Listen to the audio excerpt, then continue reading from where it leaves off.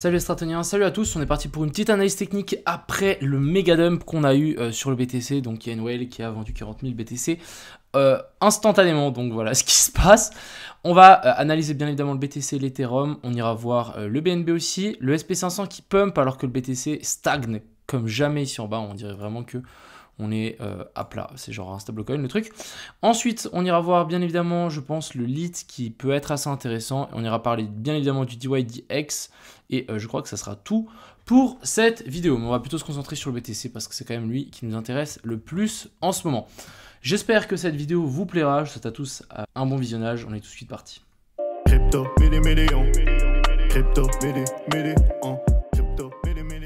Donc commençons par ce BTC qui nous a fait un joli petit dump. Donc ce dump est sorti plus ou moins de nulle part. On a juste une whale qui a déchargé 40 000 BTC ici. Donc dump plutôt rapide et efficace. Et on est venu se poser donc sur l'order block qu'on avait depuis la dernière hausse. Donc c'est les petites bougies ici rouges. Et on est en train de s'appuyer dessus. On a aussi cette trendline ici sur lequel on est venu toucher à la perfection et on est en train de tenir. Donc déjà, qu'est-ce que ça veut dire? Ça veut simplement dire que là pour le moment, la structure haussière est toujours valide. Tant qu'on reste au-dessus de ce sommet-là, c'est complètement valide et du coup, on peut toujours s'attendre à un nouveau sommet si on suit vraiment la pattern comme elle est. Après, en checkant un peu, si on regarde, actuellement ici, on est le week-end et il se passe mais vraiment rien. On est à plat mais comme jamais.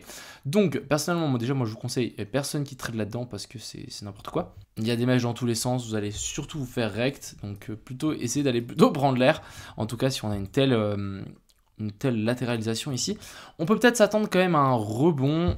Pourquoi? Même si on continue à chuter après, on peut quand même s'attendre à un rebond parce qu'ici on a tellement une grosse zone avec de l'imbalance, tellement on a été vite que en fait le marché n'a pas forcément bien pris le temps de comprendre que le prix était autant bas, vu que c'était d'un coup, et du coup il y a de fortes chances qu'on puisse remonter un petit peu, pourquoi pas retester les anciens sommets, et si vraiment on doit chuter, on chutera beaucoup plus bas.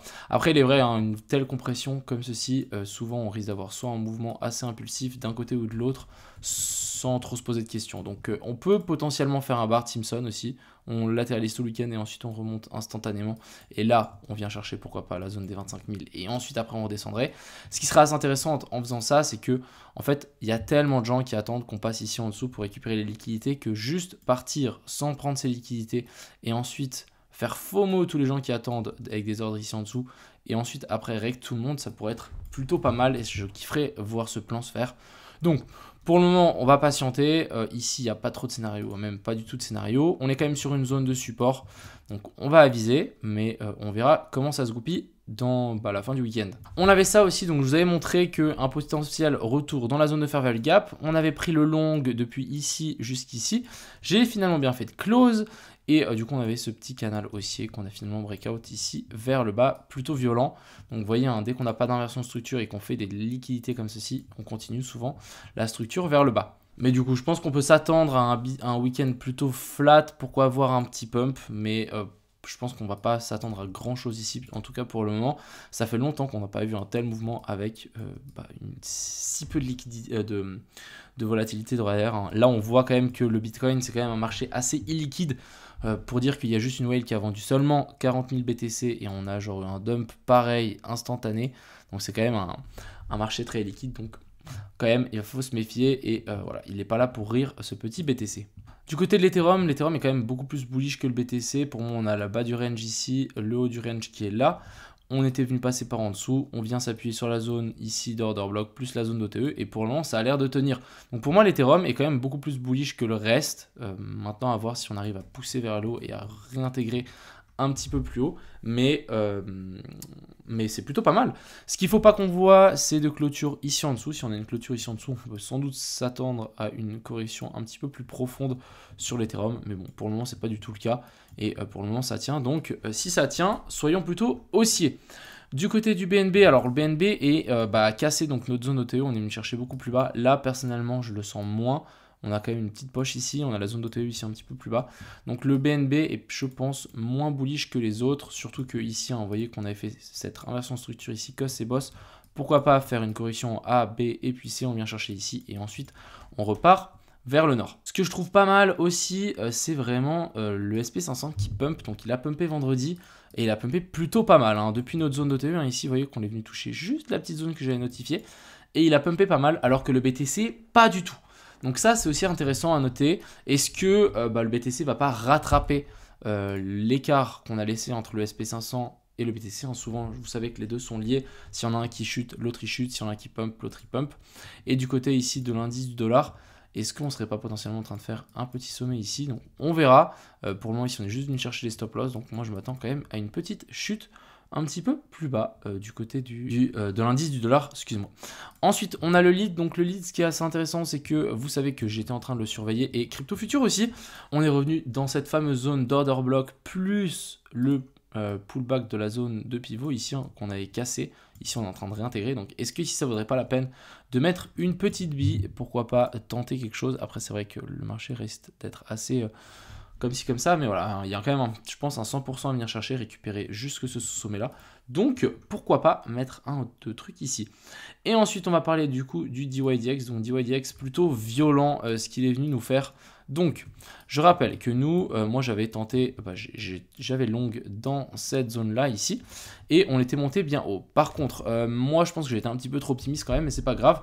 Ici, on avait quand même une belle petite zone d'équal high qui a été matérialisée ici. Du coup, en fait, on est juste venu récupérer ces zones d'équal high, et ensuite on a chuté. Après, la chute a été extrêmement violente. Je sais pas si vous vous rendez compte, mais de ici à là, il y a un moins 20%. Moins 20% en quelques minutes, ouais, c'est violent. Moi, en tout cas, je suis passé de plus 50 000 à break-even, directement. On n'est pas passé par 1000 chemins, donc assez violent. Du coup, moi, ma position est close à break-even. Je l'ai close par ici. Mais voilà, c'est la vie, c'est comme ça. Et si on dézoome un petit peu sur ce DYDX, c'est vrai qu'il est quand même un petit peu moins bullish maintenant, étant donné qu'on est venu récupérer les liquidités là-haut. Est-ce qu'on ne viendrait pas récupérer les liquidités qui se trouvent au sud maintenant? Et pour le moment, on est en train de tenir cette trendline, mais est-ce qu'elle va tenir bien longtemps? Ça, je ne sais pas trop. Je pense que ça dépendra aussi beaucoup du BTC. Et puis, si on regarde vraiment cette charte ici, je ne sais même pas comment on peut analyser ça, hein. Là, on est juste en train de descendre. Par contre, on laisse quand même pas mal de stops à chaque fois. Je verrai quand même, si vraiment on est baissier, je verrai quand même un petit rebond. Pourquoi pas nous faire une ABC? On vient chercher les zones de fair value gap un petit peu plus haut. Je dis pas qu'on va monter très très haut, un petit peu plus haut. Et ensuite, on rechute un petit peu plus bas. En tout cas, ici, pour moi, il y a quand même une belle poche de liquidités et de gens qui sont en train de short qui peuvent être récupérés à tout moment. Voilà, c'est un peu tout ce que j'avais à dire aujourd'hui. Donc un peu dommage pour cette petite position, le DYDX de close à break-even, alors qu'on était quand même en bon profit et que c'était plutôt bien parti, malheureusement. Ah oui, je veux vous montrer aussi la charte contre le BTC. Donc déjà, on était venu faire un premier pullback sur cette trendline. Et est-ce que là, on n'est pas en train de faire un deuxième pullback? Ou finalement pas du tout, on est dans ce petit biseau ici, on fait la déviation et ensuite on chute beaucoup plus bas. Donc méfiance par rapport à ça, mais c'est vrai que là le dump, j'ai quand même été super surpris, ça a été d'une violence extrême. Voilà un petit peu ce que j'avais à dire, j'espère que ça va vous aider pour votre prise de décision, mais personnellement moi là les gars, patience, hein, vraiment patience, ça ne sert à rien d'essayer de tenter des trucs là-dedans, c'est juste du suicide. Sur ce, je vous souhaite à tous une agréable soirée, passez un bon week-end, c'était Crypto Mignon, ciao.